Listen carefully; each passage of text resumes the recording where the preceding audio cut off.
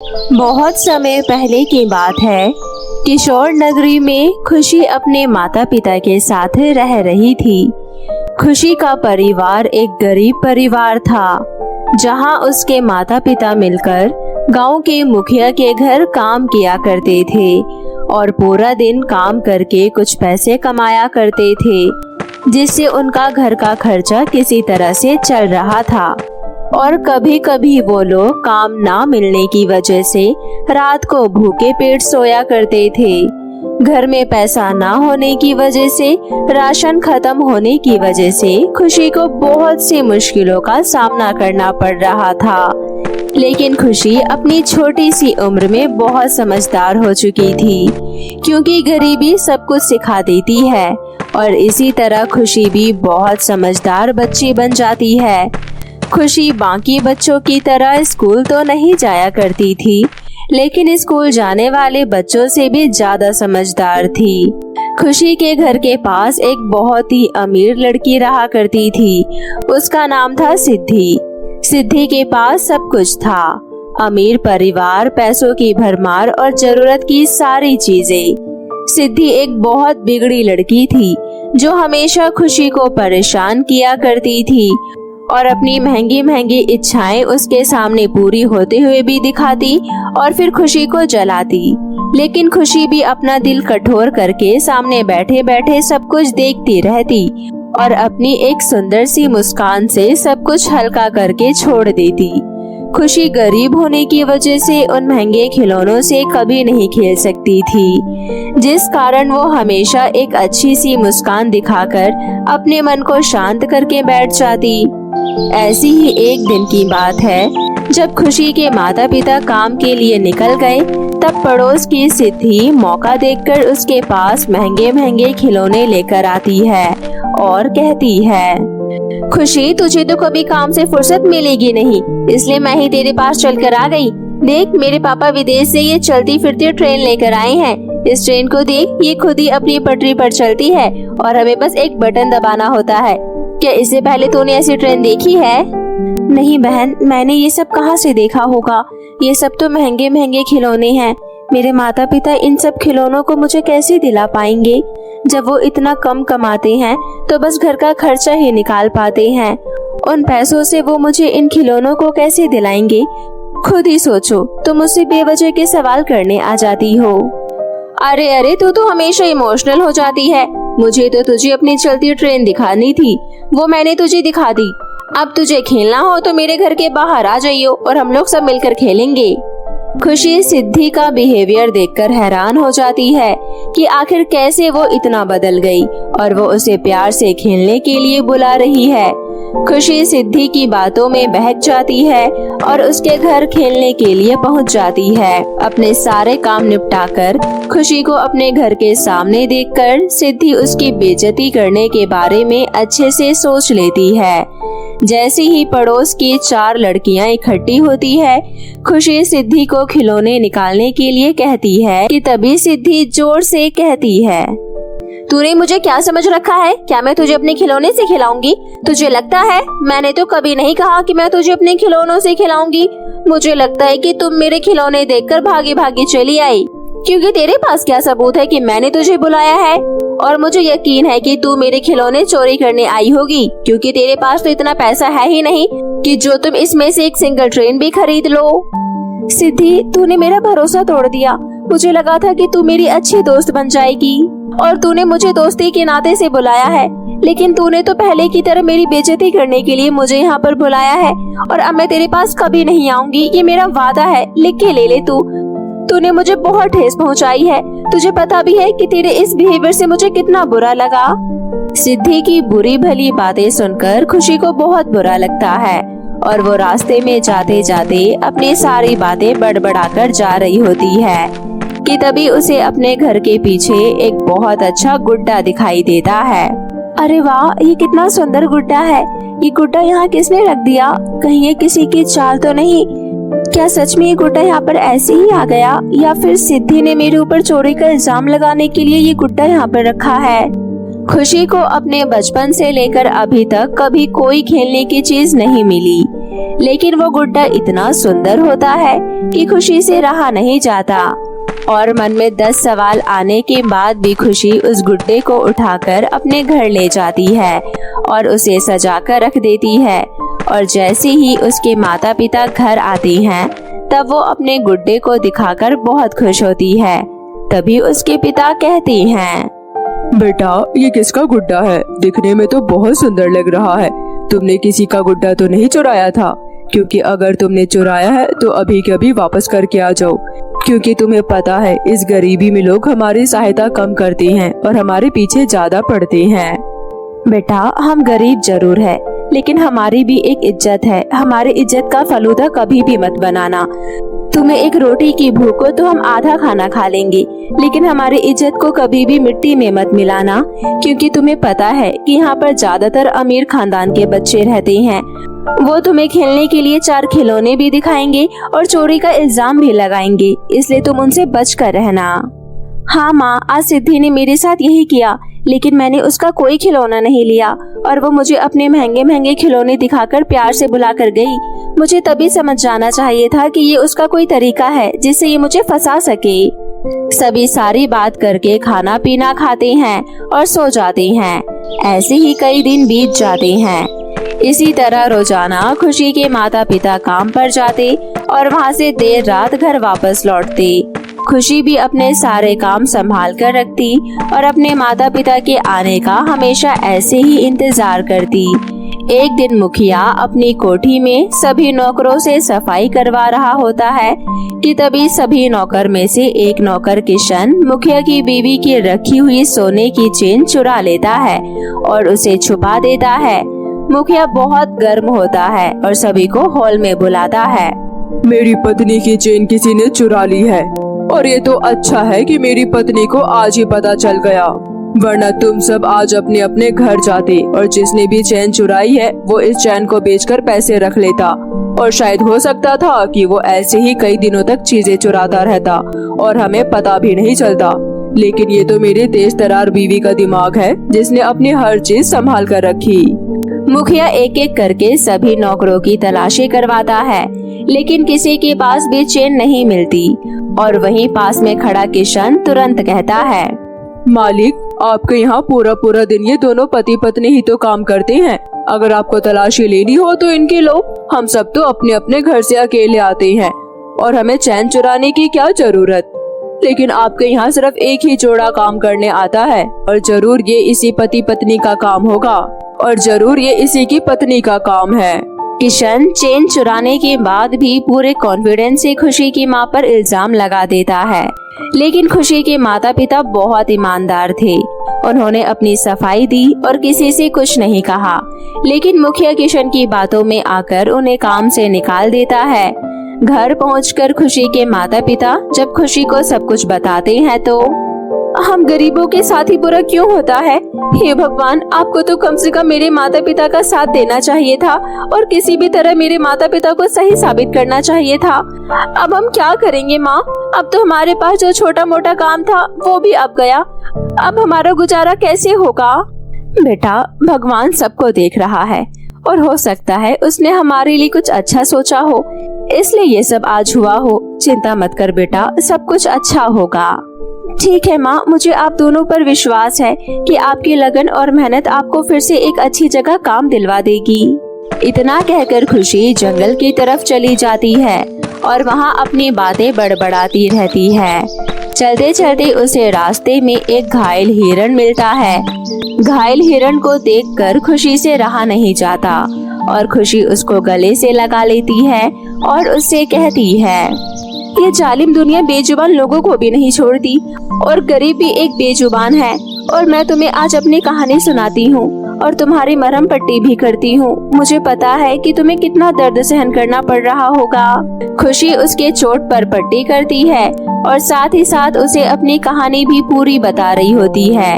हिरण तो एक परी थी जो खुशी की बातें बहुत गौर से सुन रही होती है, और जैसी ही खुशी की बात खत्म होती है, खुशी जोर जोर से रोने लगती है। तभी हिरण एक जादुई परी में बदलकर खुशी के आंसू साफ करती है और उसे कहती है, इस दुनिया में आने का मतलब ही एक दौड़ है। जैसी दौड़ चल रही है, अगर तुम उस दौड़ में सबके साथ चल पाई तो तुम इस दुनिया में सबके साथ रह पाओगी, और अगर तुम उस दौड़ में जरा भी पीछे रह गई तो तुम इस दुनिया के द्वारा दबा दिए जाओगी। और यही तुम्हारे साथ भी हुआ। तुम गरीब हो, इसी वजह से दबाई जा रहे हो। तुम्हें परेशान होने की जरूरत नहीं है। ये लो, ये मेरी जादुई छड़ी है, ये आज मैं तुम्हें देती हूँ, और तुम इस जादुई छड़ी से जो भी मांगोगी तुम्हारी हर बात पूरी करेगी। क्या सच में ऐसा होता है? तो मैं सबसे पहले मैं अपनी गरीबी मिटाऊंगी, अपने माता पिता को आराम दूंगी, क्योंकि उन्होंने मेरे लिए बहुत कुछ किया है। कई रात उन्होंने जाग कर काम किया ताकि मैं भूखी ना सोऊं, और आज वो दिन आ गया कि मैं अपने माता पिता को आराम दूं। अब जादुई छड़ी मेरे लिए एक वरदान साबित होगी। खुशी अपनी बात कहकर परी का धन्यवाद करती है और वहाँ से भागी भागी अपने घर जाती है। घर जाकर खुशी अपने माता पिता को सब कुछ बताती है, और ये सारी बातें सुनकर उसके माता पिता भी हैरान हो जाती हैं। फिर खुशी अपनी जादुई छड़ी निकालकर छड़ी से कहती है, हे जादुई छड़ी, मेरे माता पिता ने जो गरीबी देखी है, अब उस गरीबी को खत्म कर दो और हमें रहने के लिए एक अच्छा सा घर और उसमें जरूरत की सारी चीजें दे दो। खुशी के इतना कहते ही जादुई छड़ी में से एक दिव्य रोशनी निकलती है और उसके घर के चारों तरफ घूमने लगती है, और कुछ ही सेकंड्स में उसका घर एक छोटे घर से बड़े घर में बदल जाता है। देखते ही देखते उसका घर इतना सुंदर दिखने लगता है कि वो अपने उस घर को देखकर हैरान रह जाती है। और फिर खुशी की माँ खुशी से कहती है, बेटा, तू अपने इस जादुई छड़ी से हम सबके लिए अच्छे अच्छे कपड़े भी मांग ले, क्योंकि अब हम जादुई परी की मदद से एक अच्छी जिंदगी जीने लगे हैं, तो हमारे पास पहनने के लिए कपड़े भी अच्छे होने चाहिए। ठीक है माँ, मैं अभी कह देती हूँ, इसमें कौन सी बड़ी बात है, जादुई छड़ी हमारे लिए ही तो है। खुशी वापस से जादुई छड़ी घुमाती है और उसे कहती है, हे जादुई छड़ी, हमें पहनने के लिए कुछ अच्छे अच्छे कपड़े दे दो, और मुझे बहुत सारे फ्रॉक्स, मेकअप किट, मेरी मम्मी के लिए लिपस्टिक आदि दे दो। खुशी इतना कहती है, तभी जादुई छड़ी में से एक दिव्य रोशनी घूमती है कि सारी मेकअप किट, लिपस्टिक और अलमारी में कपड़े आ जाते हैं। ये सब देखकर खुशी बहुत खुश होती है, और वहीं पास में रहने वाली अमीर लड़की सिद्धि खुशी को इतनी जल्दी अमीर होता देखकर उससे जलने लगती है और हमेशा की तरह उसे चिढ़ाती रहती है। आखिर माँ बेटियों ने ऐसा क्या कर दिया जो रातों रात इनकी किस्मत खुल गई? और इसके कपड़े तो देखो, ये तो मुझसे भी अच्छे कपड़े पहनने लग गई। खुशी की बढ़ोतरी देखकर सिद्धि को बहुत जलन होती है, लेकिन कहते हैं ना दोस्तों, भगवान जब देता है तो छप्पड़ फाड़ कर देता है, और वही खुशी के साथ हुआ। अच्छे कर्म करने वालों के साथ हमेशा अच्छा होता है, और आज खुशी के पास सब कुछ है और खुशी अपने माता पिता के साथ बहुत खुश है। वहीं दूसरी तरफ सिद्धि, जो एक बिगड़ैल लड़की है, वो हमेशा से जलती आई है और वो अभी भी खुशी से जल ही रही थी, लेकिन जो जलता है वो जलते जलते ही रह जाता है, और भगवान हमेशा अच्छे लोगों के साथ अच्छा करता है और बुरे लोगों के साथ बुरा। तो मेरे प्यारे दोस्तों, कैसी लगी आपको मेरी ये कहानी? नीचे कमेंट करके जरूर बताएं और इसे लाइक और शेयर करना ना भूलें। केशवपुर नामक गांव में आशा अपने छोटे से घर में अकेली रहती थी। आशा के माता पिता की बहुत समय पहले ही मृत्यु हो गई थी। तब से आशा अपने घर में अकेली रहती थी और किसी तरह से अपना गुजारा कर रही थी। आशा के गांव में एक मुफ्त में पढ़ने वाले स्कूल था, जिसमें आशा पढ़ने जाया करती थी, और गांव के ज्यादातर बच्चे उसी स्कूल में जाया करते थे, जहां फीस नहीं लगती थी।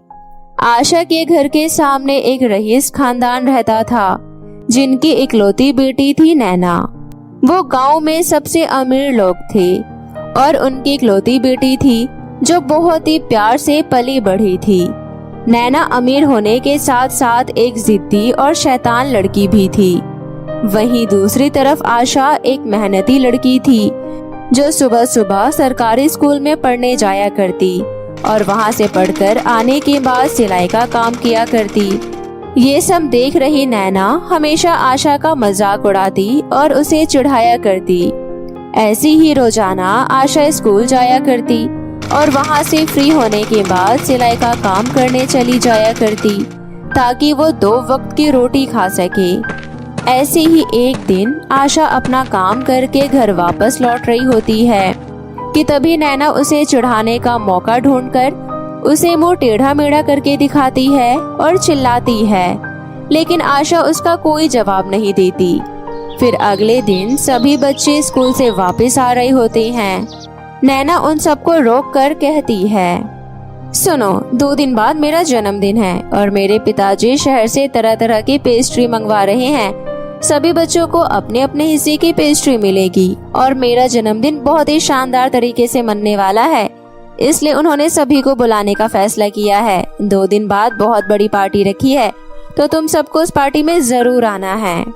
अरे वाह नैना, तुम्हारे यहाँ तुम्हारा जन्मदिन है और तरह तरह की पेस्ट्री खाने को मिलेगी, तो हम सब जरूर तुम्हारे जन्मदिन में आएंगे और हम तुम्हारे लिए कुछ गिफ्ट्स भी लेकर आएंगे। तुम सब मेरे लिए गिफ्ट मत लाओ, मेरे स्कूल में पढ़ रहे दोस्त मेरे लिए अच्छा गिफ्ट लेकर आएंगे। मुझे यकीन है कि तुम सब मुफ्त में पढ़ाई करते हो स्कूल में, तो मेरे लिए क्या है गिफ्ट लेकर आओगे। नैना का रवैया देखकर सभी बच्चे बहुत उदास हो जाते हैं। लेकिन 2 दिन बाद सभी बच्चे नैना के बर्थडे पार्टी में जाने के लिए तैयार हो जाते हैं और शाम के समय सभी बच्चे और आशा तैयार होकर पार्टी में पहुंचते हैं।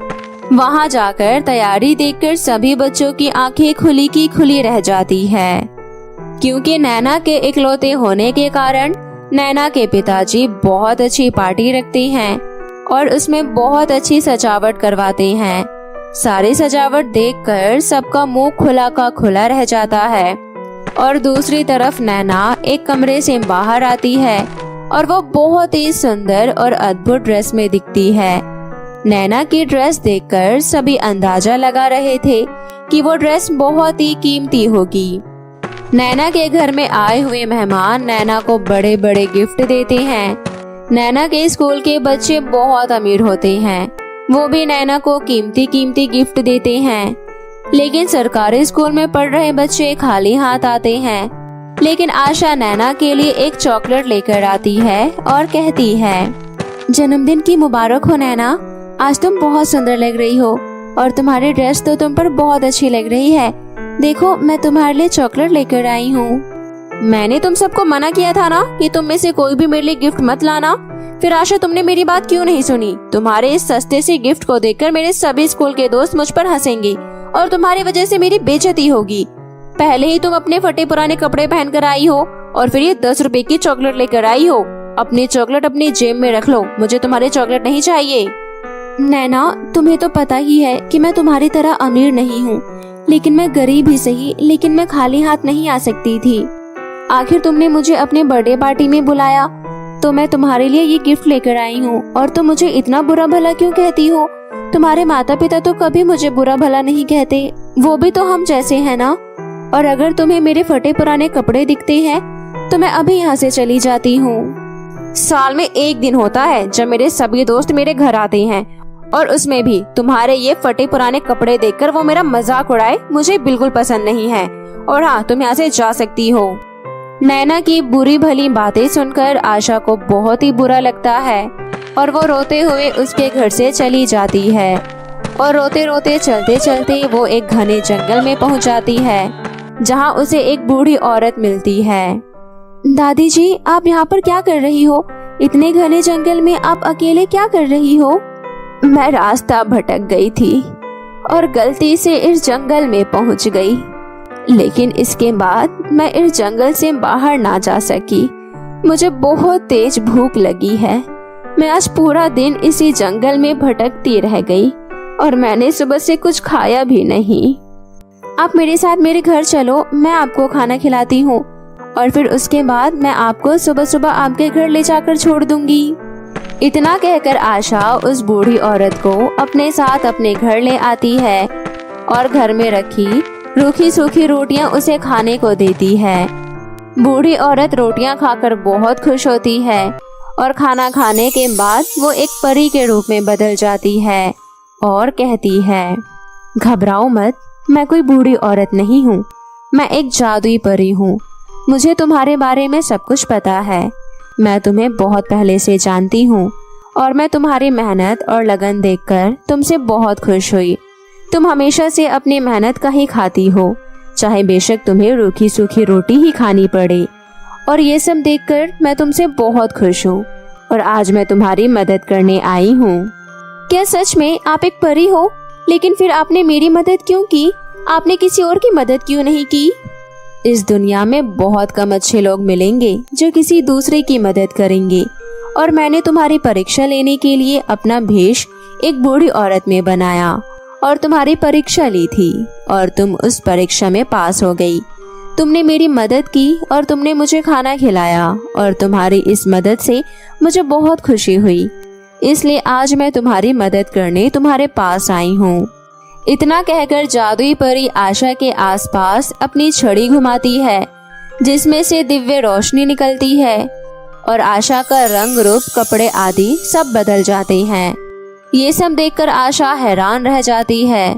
उसके बाद जादुई परी आशा को एक जादुई पेस्ट्री देती है और कहती है, ये कोई साधारण पेस्ट्री नहीं है और ना ही तुम इस पेस्ट्री को खा सकती हो, बल्कि इस पेस्ट्री से तुम अपने मन की हर इच्छा को पूरा कर सकती हो। तुम इस जादुई पेस्ट्री से मदद लेकर तुम पेस्ट्री की दुकान खोल सकती हो, और बल्कि सिर्फ पेस्ट्री की ही नहीं, तुम्हारा जो भी दुकान खोलने का मन करे तुम इससे खोल सकती हो और दुकान में पेस्ट्री बेचकर खूब पैसे कमा सकती हो और अपना जीवन बहुत ही आराम से हंसी खुशी गुजार सकती हो। हाँ, मैं सच में एक पेस्ट्री की दुकान ही खोलना चाहती हूँ और आपकी इस जादुई पेस्ट्री से मैं ढेर सारे तरह तरह के पेस्ट्री बनाऊंगी, अपनी दुकान में रखूंगी और उन्हें बेचा करूंगी, जिससे मैं ढेर सारा पैसा कमा सकती हूँ और अच्छे स्कूल में भी पढ़ सकती हूँ। मैं आपका धन्यवाद कैसे करूँ मुझे समझ ही नहीं आ रहा, लेकिन आपका बहुत बहुत शुक्रिया कि आपने मेरी मदद की। इतना कहकर जादुई परी वहाँ से चली जाती है और आशा जादुई पेस्ट्री से कहती है, हे जादुई पेस्ट्री, आप अपने जादू से मेरे लिए तरह तरह की सुंदर दिखने वाले पेस्ट्री की दुकान खोल दो, जिसमें सभी जरूरत की चीजें रखी हो, और मुझे एक बड़ा सा घर भी रहने के लिए दे दो। आशा के इतना कहते ही जादुई पेस्ट्री के आसपास एक दिव्य रोशनी घूमती है और उसका छोटा सा घर एक बड़े से घर में बदल जाता है और उसके घर के सामने उसकी पेस्ट्री की दुकान भी खुल जाती है। ये सब देखकर आशा बहुत खुश होती है। अरे वाह, ये तो सच में एक जादुई पेस्ट्री है जो मेरी हर इच्छा पूरी करेगी। अब मैं इस जादुई पेस्ट्री की मदद से सभी गरीब लोगों की सहायता करूंगी और अपने लिए भी बहुत सारी चीजें मांगूंगी। इस तरह आशा जादुई पेस्ट्री की मदद से अपने लिए तरह तरह के आइटम मांगती है और गरीब लोगों की सहायता करती है। सभी गांव के लोग आशा से बहुत खुश होते हैं और उसके घर में आना जाना शुरू कर देते हैं। ये सब देखकर आशा बहुत खुश होती है और इस तरह अपनी जिंदगी हंसी खुशी जीने लगती है।